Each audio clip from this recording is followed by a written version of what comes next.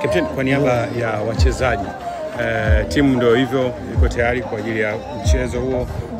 Unazungumzia nini? Watanzania unawaambia nini? Unaweza kuahidi chochote?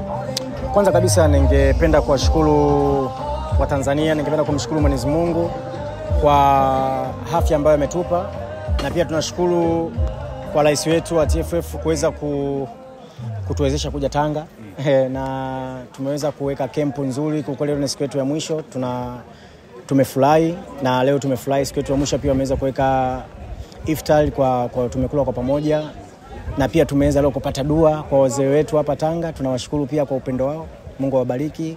Lakini kingine, leo usiku tunasafiri na sisi ndio tunakwenda kuwakilisha nchi.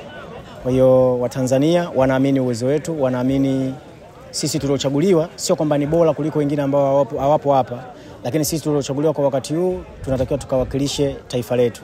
Mechi tunaenda kucheza sio nyepesi, kila Mtanzania anafahamu. Tuliweza kubahatika kucheza mechi kadhaa na Morocco, na michezo yote ambayo tumecheza nao tumeweza kupoteza. Na sisi sasa hivi tunakwenda kwa approach nyingine. Najua walimu wetu wanajua nini cha kwenda kufanya. Mpaka tunapofika huko tunajua tutakuwa na mazoezi ya siku 2-3 ambayo kabla siku ya mchezo. Lakini mimi naamini maandalizi ni mazuri. Nikuomba Mungu tu tufike salama Morocco. Sawa, maandalizi na dua vinatosha kutupa kile ambacho tunakitaka kule Morocco?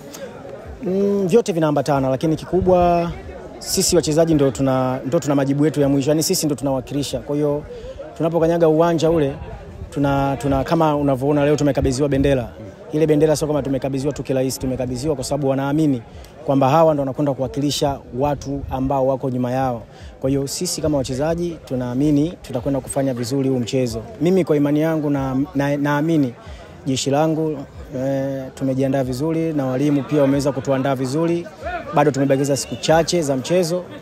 Mimi naamini siku yetu ya mwisho hiyo tutafanya kitu na watu watashangaa. Kukabidhiwa bendera mbele ya watu inawapa uzito ama morali kwenye mchezo? Unapata ugumu kwenye mchezo ama mnapata morali kwenye mchezo? Mimi nafikiri hatupati ugumu wote. Kikubwa unatupa morali, na kiangalia hatujawahi kuagwa hivi sisi. Hatujawahi kupata mapokezi kama haya na kempu kama hii. Kwa hiyo sisi tumefurahi mapokezi ya watu wa Tanga walivyotupokea, na kempu kiukweli ilikuwa nzuri, na leo ni siku yetu ya mwisho kama nilivyosema. Lakini pia kempu kama ulivyosema haitoshi peke yake, dua haitoshi peke yake. Kikubwa ni sisi wenyewe tunatakiwa tukawakilishe mchezo huu na tuweze kufanya vizuri, kwa sababu ukiangalia hata kwenye grupu kama Mungu akitusaidia, na sio kama Mungu naamini atatusaidia, tutashinda huu mchezo na tutakaa katika nafasi nzuri.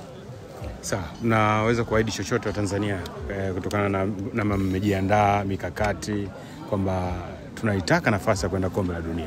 Kikubwa watuombee tu, hakuna kingine. Maana sisi ndio timu ambayo tumechaguliwa kwa wakati huu. Kwa hiyo wao watuombee na sisi hatutowaangusha.